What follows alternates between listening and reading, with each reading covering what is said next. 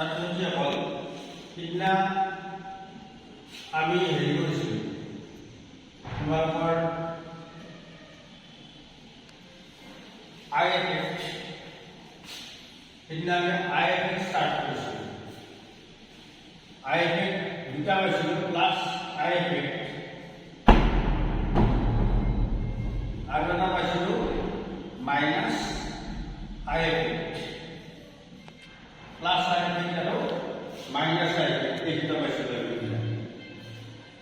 এতিয়া plus IFX group কিছুমান আৰু মাইনাছ IFX গ্ৰুপ কিছুমান তোমালোকে জানিব লাগিব, কাৰণ পৰীক্ষাত এনেকৈ প্ৰশ্নটো আহে যে তলত দিয়াবোৰৰ পৰা প্লাছ IFX গ্ৰুপ আৰু মাইনাছ IFX গ্ৰুপ চিলেক্ট কৰা বুলি আহে। সেইকাৰণে মই কেইটামান প্লাছ IFX গ্ৰুপ আৰু কেইটামান মাইনাছ IFX গ্ৰুপৰ এক্সাম্পল তোমালোকক দিব খুজিছোঁ। যেনে ধৰা প্লাছ IFX গ্ৰুপ CH3 এইটো এটা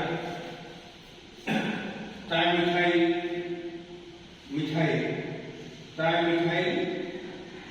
এইটো গ্ৰুপ এটা। তাৰপিছত তোমাৰ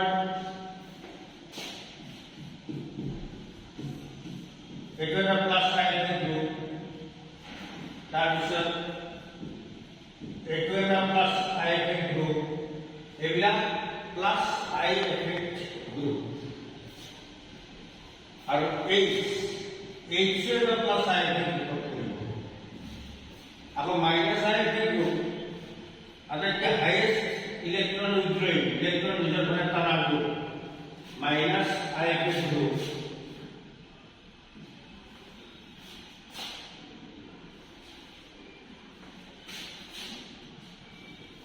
গতিকে minus IFX group NO2 Cl F Br CHO এইবিলাক মাইনাছ IFX গ্ৰুপ হ'ব। C6H5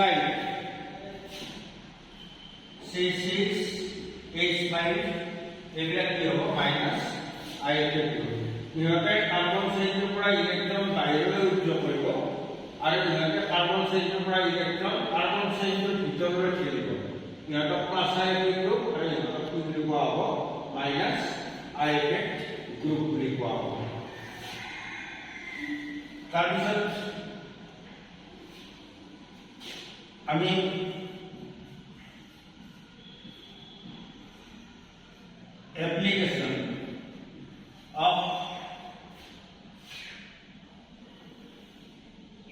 application of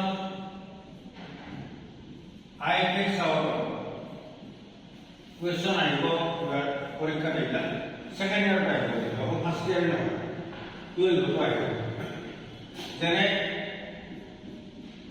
তোমাক মই দুটা কাৰ্বক্সিলিক এচিড দিলোঁ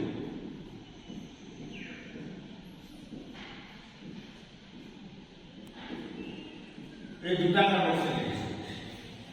কাৰ্বক্সিলিক এচিডৰ তোমাক যদি সোধা হয় কোনটো কাৰ্বক্সিলিক এচিডৰ ষ্ট্ৰেংথ বেছি, which carboxylic acid of between this to have highest strength, এই দুটাৰ ভিতৰত কোনটো ষ্ট্ৰেংথ বেছি হ'ব। এচিডৰ ষ্ট্ৰেংথ বেছি কম বুলি ক'লে আমি কি বুজো সাধাৰণতে যিবিলাকে ইজিলি হাইড্ৰোজেন এৰি দিব পাৰে, which can release H plus ion easily, more easily, that is strong acid. Whereas here কোনটোৱে হাইড্ৰোজেন আয়ন বেছি কুইকলি এৰি দিব, বেছি ইজিলি এৰি দিব। আমি দেখিম F2 ইলেক্ট্ৰন উইথড্ৰয়িং গ্ৰুপ ই ইলেক্ট্ৰন এখানে টানিব, গতিকে এই কোভেলেন্ট বন্ধৰ ইলেক্ট্ৰন এখানে টানিব, এই কোভেলেন্ট বন্ধৰ ইলেক্ট্ৰন এখানে টানিব। তেতিয়া এই কোভেলেন্ট বন্ধৰ ইলেক্ট্ৰন এখানে টানিলে হাইড্ৰোজেনৰ বেচাৰা কি হ'ব, ইলেক্ট্ৰনটো এৰি থৈ গুচি যাবলগীয়া হ'ব। এই হাইড্ৰোজেনটো ইলেক্ট্ৰন কি কৰিবলগীয়া হ'ব, এৰি থৈ গুচি যাবলগীয়া হ'ব। কাৰণ কোনে টানিছে ইলেক্ট্ৰন, ফ্লৰিনে টানিছে। ফ্লৰিনে টানাৰ ফলত গোটেই ইলেক্ট্ৰনখিনি এনেকৈ টান উঠিছে। টান হোৱাৰ লগে লগে H+ আয়ন ইজিলি ওলাই যাব কিন্তু এইটো কি হ'ব ইলেক্ট্ৰন ঠেলিব ইউ ঠেলিব electron pushes towards the hydrogen because it is plus I effective. It is plus I effective group. So it pushes electron towards the hydrogen. গতিকে হাইড্রোজেন কি হ'ব নোৱাৰিব H plus ion হিচাপে কি হ'ব নোৱাৰিব ওলাই যাব নোৱাৰিব গতিকে মৰমৰ ছাত্ৰ-ছাত্ৰীসকল নেক্সট আমি ইয়াৰ পিছৰ এফেক্ট ইণ্ডাক্টিভ এফেক্টৰ পিছৰ যিটো এফেক্ট আমি পঢ়িবলৈ গৈ পঢ়িম এবার আমি আরো একটা এফেক্ট সাম ইলেক্ট্রোম্যাগনেটিক এফেক্ট ইলেক্ট্রোম্যাগনেটিক এফেক্ট মানে কি মই তিনটা কনসেপ্ট বুঝাই দিছো মানে electromagnetic effect electron displacement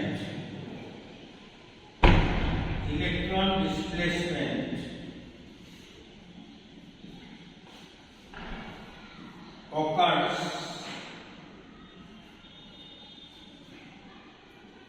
in double bond. Electron displacement occurs in double bond. অর্থাৎ দ্বিবন্ধনযুক্ত কার্বন যৌগ ইলেকট্রনের অপহরণ হব Now, in presence of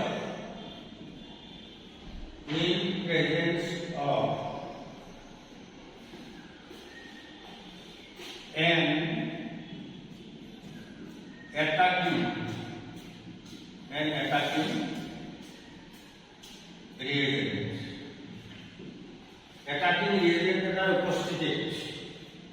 মানে আক্রমণকারী বিকিরণের উপস্থিতি ডাবল বন্ড কার্বন কার্বনের মধ্যে ডাবল বন্ডের ইলেকট্রন কি হইব অপহরণ হইব it is known as electromagnetic effect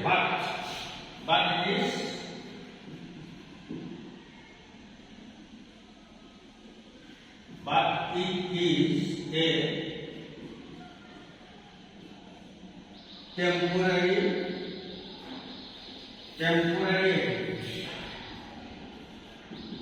এটা টেম্পোরারি আমরা অ্যাটাকিং এজেন্ট যেতিয়া আমি কি করি এই উসাই তেতিয়া আকৌ কাৰ্বন ডাবল বন্ড হৈ যাব আৰু মানে এফেক্টটো নঘটিব অ্যাটাকিং এজেন্ট যেতিয়া থাকিব তেতিয়ালৈ কাৰ্বন ডাবল বন্ডৰ ইলেক্ট্ৰন কি হ'ব ডিসপ্লেস হ'ব when attacking agent is present then the displacement of double bonded electron occurs in the carbon cell. That is called electromagnetic effect. For example, আমি চাব পাৰো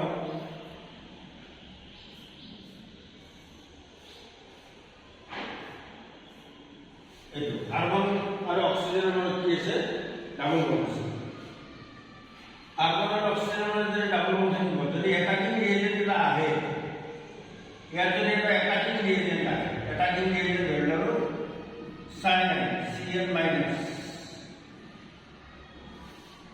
Cl- এই দুটার ভিতৰত তাৰ ইলেকট্ৰনেগেটিভিটি বেশি হ'ব কাৰ্বন আৰ অক্সিজেনেৰ ভিতৰত অক্সিজেনের ইলেকট্রনেগেটিভিটি বেশি হ'ব ইলেকট্রনেগেটিভিটি অক্সিজেনের বেশি হ'ব এটা pi electron shift towards the oxygen pi electron তার ফলে শিফট হ'ব অক্সিজেনের ফলে শিফট হ'ব হলে কি হ'ব এইটো ইলেকট্রন বেশি হৈ যাব মাইনাস আয়ন ইয়াত ইলেকট্রন কমি যাব গতিকে এইটো প্লাস আয়ন তেতিয়া এই যে ইলেকট্রন শিফট ডাবল বন্ডের electron shift that is called electromagnetic effect then HCl minus এই কার অ্যাটাক করব প্লাস অফ অ্যাটাক করব plus centre nucleus centre attack করব করলে কি হবে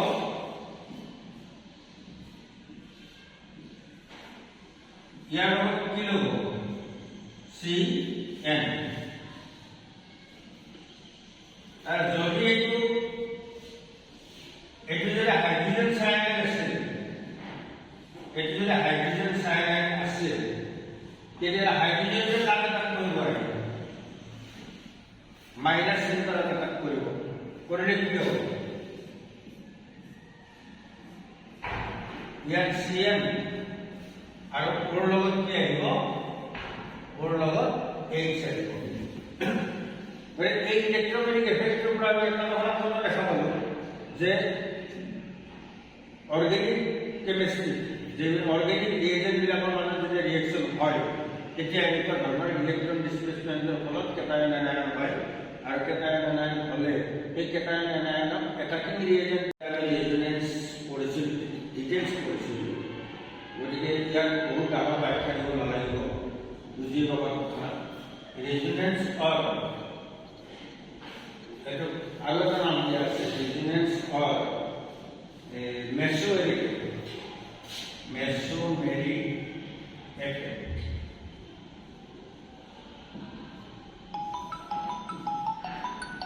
resonance or mesomeric effect resonance or mesomeric effect हो লাগিলে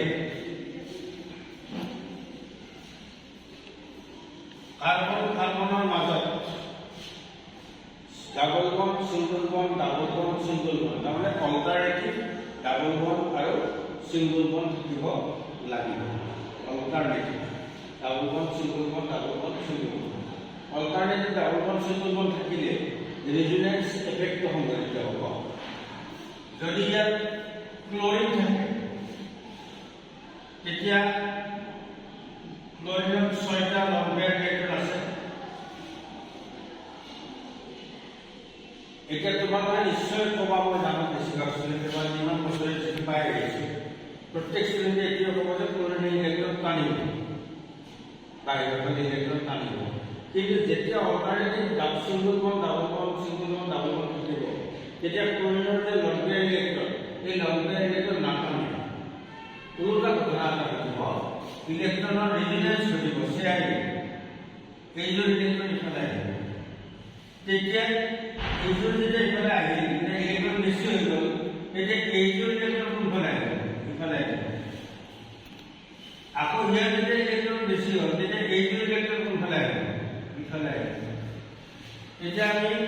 এটা নতুন শেপ দেখা পাম ইয়াত মাইনাছ চিন আহিব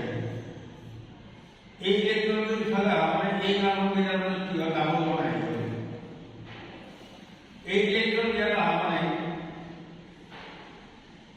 ইয়াত কি হৈ গ'ল সিঙ্গল বন্ড হৈ গ'ল আকৌ এইযোৰ ইলেক্ট্ৰন ইয়াত অহা মানে কি হৈ গ'ল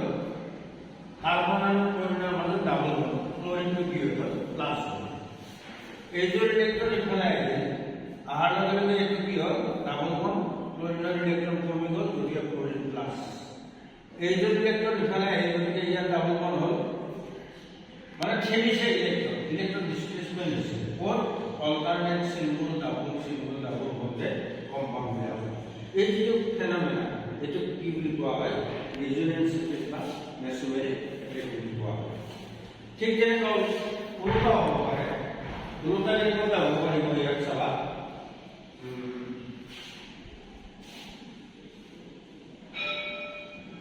এইটো ইলেক্ট্ৰন কোনফালে পৰিছে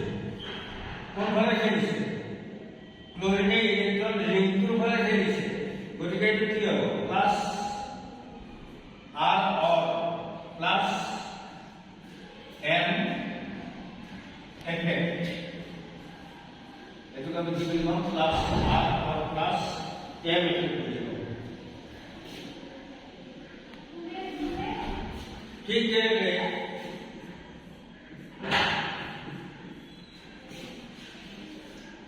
এবার যদি এইটো গ্রুপ থাকে ডাবল বন্ড সিঙ্গল বন্ড ইয়াত রেজোনেন্স কিন্তু এইবাৰ কি হ'ব ৰেজোনেন্স এফেক্ট যেতিয়া হ'ব অক্সিজেনৰ electronegativity electron attracting power of oxygen is high গতিকে অক্সিজেনৰ যিটো ইলেক্ট্ৰনেগেটিভিটি